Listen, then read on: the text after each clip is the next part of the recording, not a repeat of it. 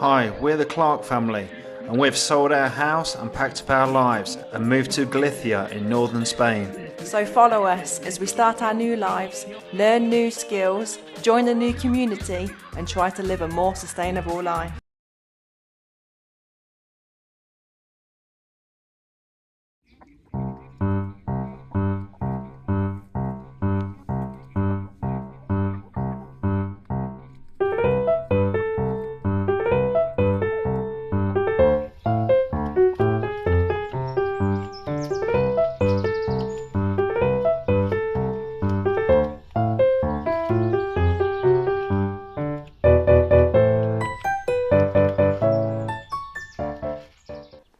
Hi everybody, welcome back to Escape from El Campo. No. It's not, is it? Hi everybody. You got to have a nice face. I'm not a disgusted, my husband's an idiot face. Again, Okay. for the second time today. Hi everybody, welcome back to Escape to El Campo.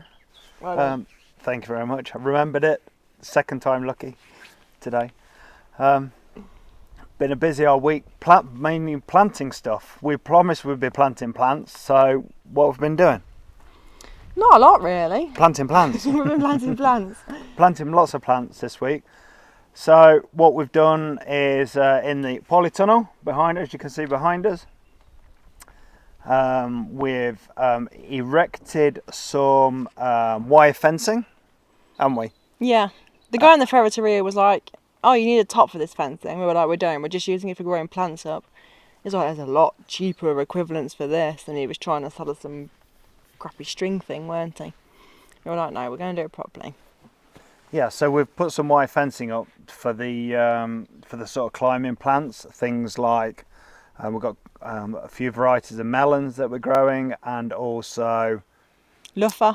loofahs, and also cucumbers. Cucumbers. So all of those sort of things love to climb. So we put a bit of a it's a fencing, a metal fencing with a PVC coating on it in there for them to climb up. So I think that'll work pretty well in there for them. We were envisaging growing lots of very big and heavy fruit, so we needed something substantial for it. Whether that works out or not is a different matter. Yeah. And the tomatoes are in. So in the polytunnel we've got cherry tomatoes and Marmande. which are the sort of big beefsteak tomatoes. So they're in there. I don't think we'll do a video of that. I mean, I'll put some photos that I've taken, because you can't really see anything, can you? It's just like a tiny little green blob in a massive compost. So, Yeah. not very exciting, but they're growing already. They've been in the ground a couple of days, and you can visibly see the growth, can't you? Yeah, it's super impressive. Yeah.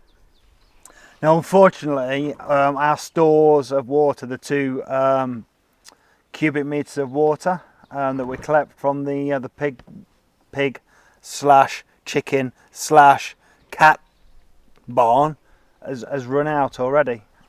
So we're not due any rain for at least 10 days, according to the forecast. So we're marching backwards and forwards with watering cans and buckets of water already.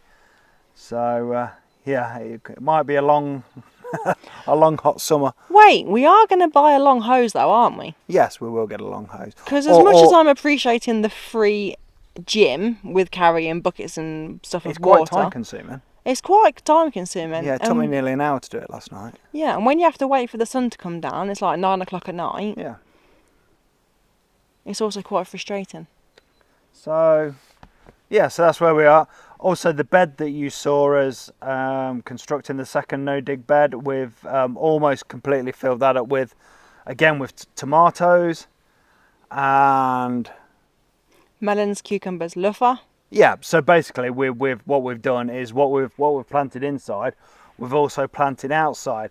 With the theory is that the stuff on the inside will grow quicker, stuff on the outside will grow slightly slower. Yeah. So we'll have an extended season of vegetable goodies.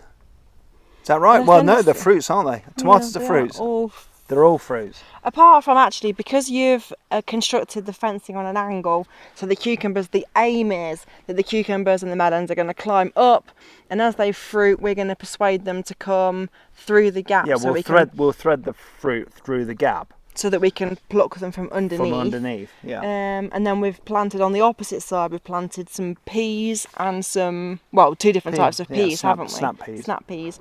Because they don't mind a little bit of shade, and then it saves sort of wasting that bit of space. So, but also it's worth mentioning that we've constructed, well, not really constructed, we've put in some string for the tomatoes to kind of grow up, to give them a bit of support. And in and amongst the inside tomatoes and melons and cucumbers and whatever, we've put in some marigolds for flowering, for pollinating, for encouraging the bees and whatever to go in there and help produce the fruits.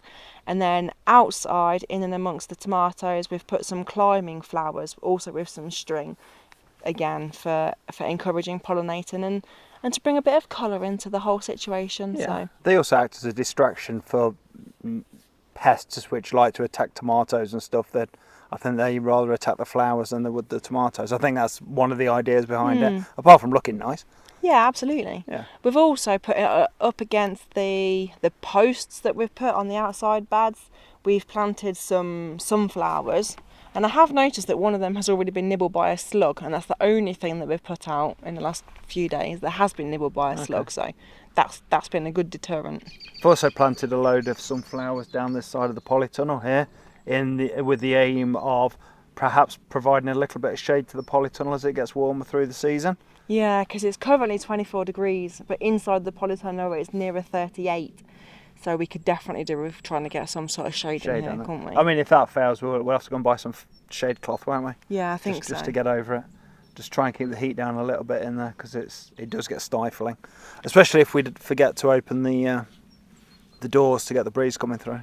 Yeah, as it gets hotter though. I mean, at the minute I'm saying it's 24 degrees now, but in the morning today it was 5 degrees, and yesterday it was 3 degrees. So I mean, it is still quite chilly in the morning. Overnight, isn't it? But once it's a bit more consistently warm, then we'll just remove the door so it's permanently open, and then there is no remembering to open or close it. We're going to start on the next no-dig bed. Well, yeah, the next no-dig bed. We've run out of sort of useful amount of compost, haven't we?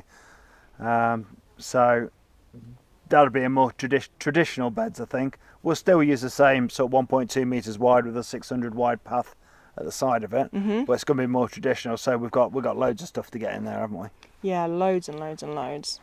Yeah, so we'll start expanding those beds out, and because we've delayed it a bit, hopefully the polythene that's spread out over the land has perhaps had another couple of weeks to hopefully kill this grass off that has become a bane of our lives. Hey, hopefully, touch wood. Thanks. So what else have we done? Oh, we did a little video of us moving the chicken tractor as it moves down the Green Mile towards the it's not electrocution room, is it? What is it? I don't know. The harvest station. The harvest station. Stuff started arriving. The deplumadora, which is basically the plucker, the chicken plucker, and his son have turned up. I haven't put it together yet. We'll quickly open the box and had a look. Made in Germany. It looks really well made, doesn't it? Yeah. Yeah, it looks very sturdy, very well made. So pretty pleased with that, and we'll see how it works early doors next week, I think. Yeah, when everything else turns when up. The rest of the stuff turns up. Yeah. Yeah. So we've done a little video of moving the chicken tractor, just to show you how easy / difficult it is to move. I don't know. It's probably a 15-minute process every night, 15-20 minutes to move it and feed the chickens and catch them and put them to bed and tuck them in. Give me a little kiss on the head. No, we're not giving them kisses on the head because we're eating them. We're not making friends with them. Yeah, we're definitely not making friends with them, because one of them's turned proper nasty. He has a go at me every night, doesn't he? It is hilarious. Yeah, I know, but he likes to have a bit of a go. Do you reckon that he's the one that we've noticed in the morning that somebody or one of them is trying to cockerel, and they've all got very squeaky adolescent voices. Yeah, I mean, is it a voice? I don't know. The hens, the egg-laying hens, they've got a beautiful cluck, cluck, cluck. And these don't. These have just got like a horrible squawk, haven't they? Yeah. But one of them's cockle-doodle-doing in the morning, or he's trying to, He's isn't desperately trying to. Yeah, Do you reckon it's the eye he's biting you? I would say so, yeah. I went in there the other day in my shorts to put them all away. And I mean, I'm not massively freckly, but I've got the occasional mole. And the ones on my legs, they must have thought that they were ticks or flies or something because they were trying to get it off. And ouch! I will not be going back in there in my shorts ever again, that is for sure. Their beaks are really sharp now, aren't they? Really sharp. Yeah, really sharp beaks. You mean one of them pecked you through the gloves that you wear and you flipping flinched, didn't you? So. Yeah. I don't mind picking them up. I don't like picking them up with bare hands, so I wear a pair of gloves. And yeah, he does go through the gloves. Yeah, we reckon if you know which one that is, he can go first. Yeah, he's going in the pot, I think. Yeah, roast dinner. Yeah. I was just going to show you the process of what we go through each evening to move the meaty chickens. So this is the chicken tractor we built. It's incredibly heavy. It's a two-man job to move it. So here we go.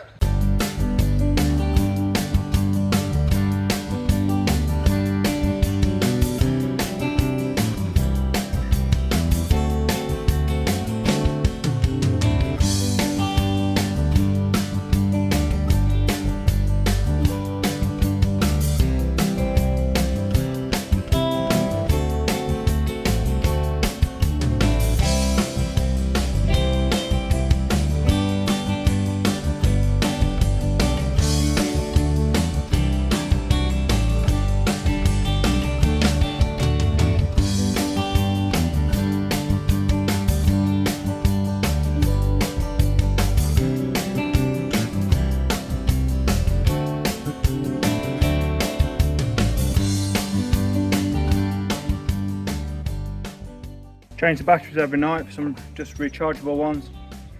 Just keep the radio going. Love the football.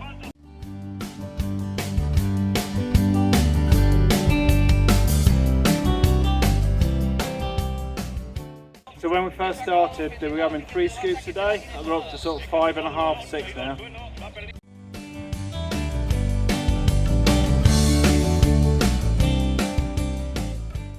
There we go, that's it. Simple as that, 10-15 minutes I guess.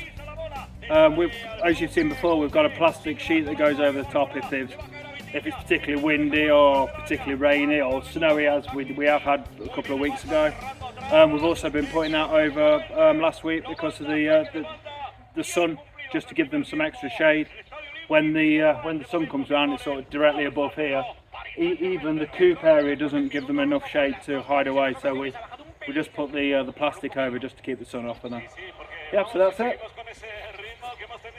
I don't know what, we got another 5 days down the Green Mile and then we're done.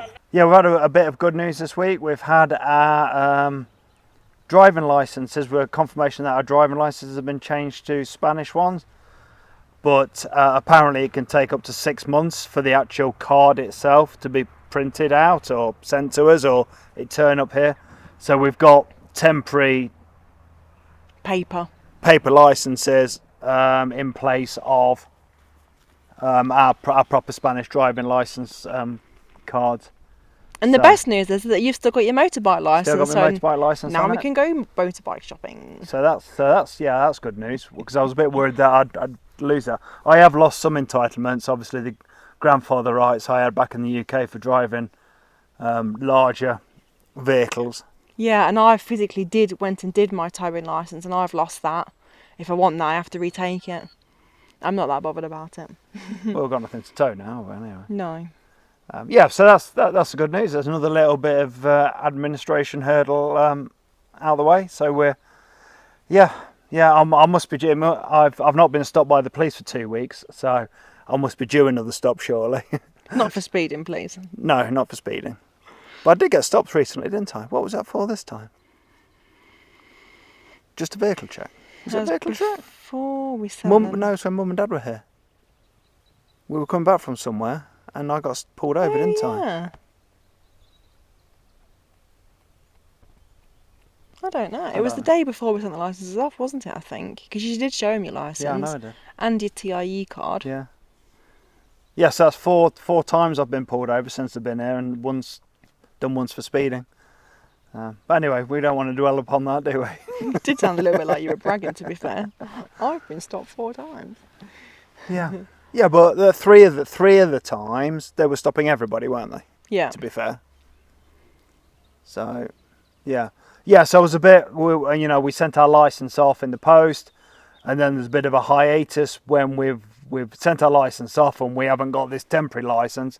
So I was dreading going through one of these compulsory stops again and not being able to give them any documentation at all, because we didn't physically have anything other than a photograph of our licence, which we hoped would be enough. Yeah.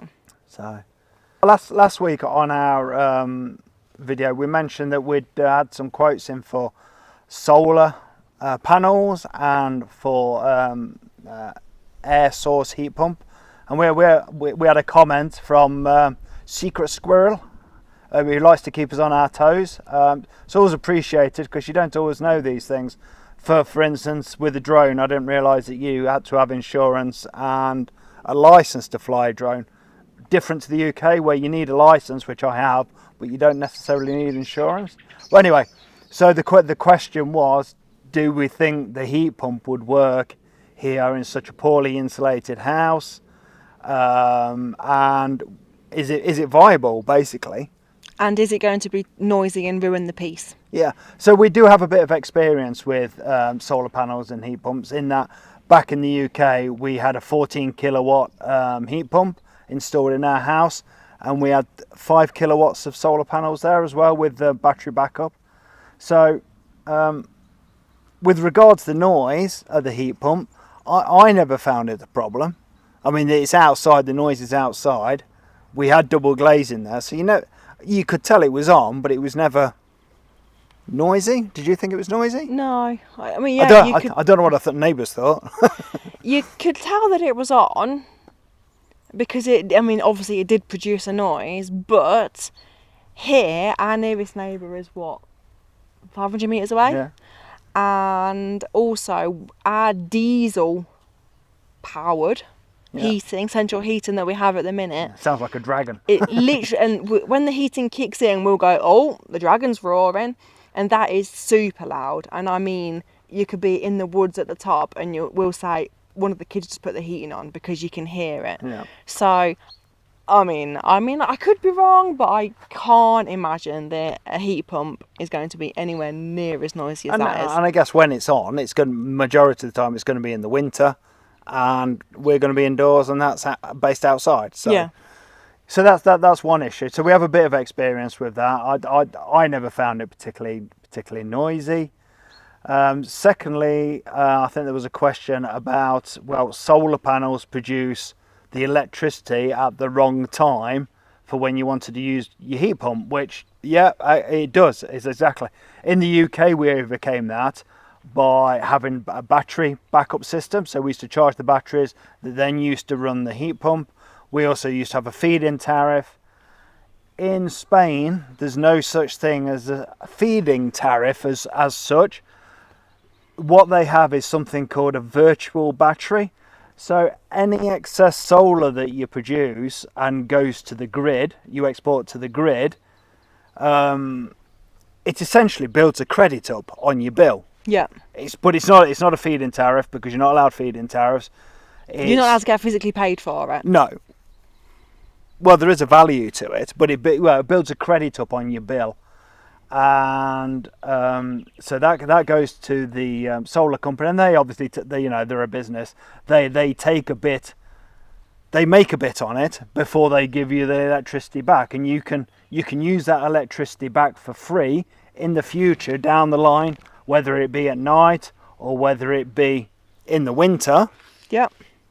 So the way we looked at it, we'll be producing electricity with the solar panels in the summer in the daytime, and then in the winter when the heat pump's running, if there is any solar to run it, then great. If there's not, we'll be drawing from the grid, but we will have already sort of paid for that in credits from the virtual battery, which is not a feed-in tariff, but it is a feed-in tariff. Yeah. So that's sort of our idea is that we build up a.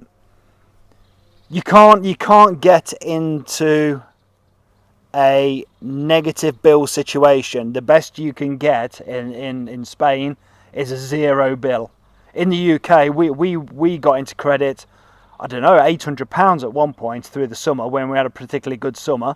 You know, we were putting lots of, we were getting paid lots on the feed-in tariff from the solar panels, and over the summer we built at £800 in credit, which we then ran down over the winter with the heat pump, and essentially had a zero electricity bill, didn't we? Yeah, we did, yeah. So I'm not sure whether it's going to work exactly like that. I mean, it might do, because obviously the weather's better here. There's more sunshine hours here. So in theory, we should be putting more to the grid. It's not as cold in the winter here, so the heat pump in theory wouldn't be working as hard. But as has been pointed out, this house isn't particularly well insulated. So, you know, it is going to leak heat. So I suppose it's a bit of a balance, and the only way we're going to find out is by trying it, I guess. I just want to take a step away from the cost sort of idea on having a heat pump, and sort of go towards the environmental reasons as well for us having a heat pump. And I'm fairly certain, could be wrong again, burning diesel is not very good for the environment. Producing solar energy, having a heat pump, better for the environment. Also, on the cost effectiveness, when we moved in September, how much diesel was in that tank? About half full. Yeah, it was, yeah. So that's 400 litres. And then we bought 800 litres for €1,000. Yeah. So technically that's €1,500 worth of diesel that we've had in that tank. To see us through the winter. And used. Yeah. Nearly all of it. So it's cost us it would have cost. It's cost us 1,000. We've used €1,500 worth of diesel in 6 months. Yeah, so it's expensive. That's yeah, probably equally as expensive, maybe even more expensive than a heat pump. But like in the long term, it just brings the payback period down, does it?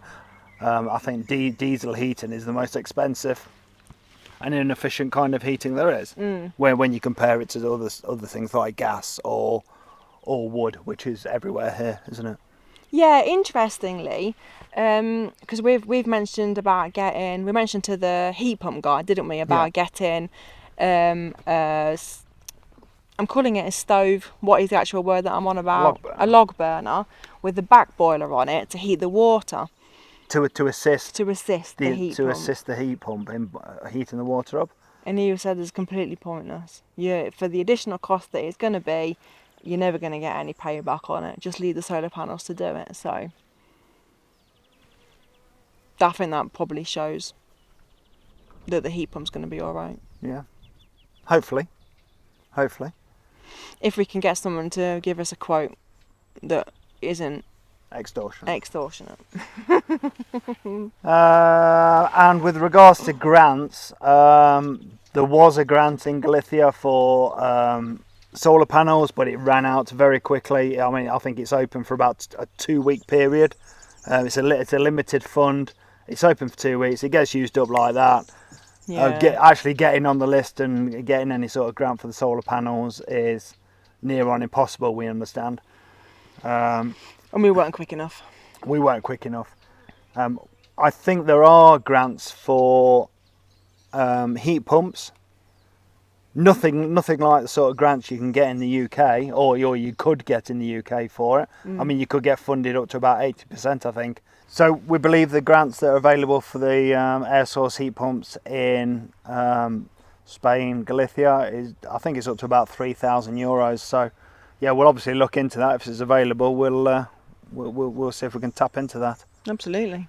So I hope that answers any questions. And if anybody else has got any questions, feel free to drop us a comment. And just while we're on about comments and so forth, we're getting very close to 500 subscribers. So that would be great if we could hit our target. Soon. So if you're watching, perhaps consider giving us a like and a subscribe. The analytics say that 75% of people who watch this aren't subscribed, so we could easily smash the 500 barrier this week. Appreciate it. If we all pull together in a team. Is that motivational? It's a bit weird, to be honest. Okay. Sorry if that wasn't motivational and a bit weird. Please subscribe. Oh, something else that's happened this week as part of this sort of admin side of things. I paid my first tax bill in Spain. Yay, tax! Woo! Yeah, so I've had my first tax bill for my digital nomad works. Yeah, so that's been paid. Yeah, it's been paid. So yeah, we're all along with the other payment, which is similar to sort of national insurance, which goes out every month anyway, from the bank. Yeah, we're contributing to the Spanish tax system. So for the few people who commented about us not contributing, yeah, there we go. First tax bill paid. Hey. Yeah, well done. There we go. So I think that's about it for this week. Got a busy week coming up. Tomorrow we're going to a local village called Taboada. Well done, Adam. Thank you. See me speaking Galician. Can't not say the name of that town. It's normally hilarious. Yeah, so we're going there tomorrow for a fiesta at lunchtime, I think it is. Paella festival, isn't it? Yeah. And I love paella. So we all love paella, and paella's not a thing around here in Galicia. I suppose specifically for us, it's not a thing around here because we are so far away from the coast. I'm hoping we turn up and they've got those massive, those massive dishes with about 4 blokes with shovels making it. I hope it's that. We'll fit whatever it is. We'll film it. We will film it. If it's not men with shovels making paella, then I'm going to be very disappointed. No, you're not. You're going to love it, whatever it is. Yeah, so that and the harvest of the chickens will begin next week, early doors next week, Monday or Tuesday, I think. Yeah, the first 10 will be dispatched, won't they? Yep. We won't film the actual dispatching of the chickens, but we probably will film some of the process afterwards. But if you don't want to see that, if you don't want to see that, we will put up a little warning before any footage that we show, just to say this is what we're about to show, this is how long it's going to be. So if you're not interested in that part of our journey, then you don't have to completely avoid our video next week. You'll just be able to skip however minutes that we tell you that it is, so please still watch. Yeah, so that's it for this week then. So we'll see you again next week. Thanks for tuning in, and bye. Ciao.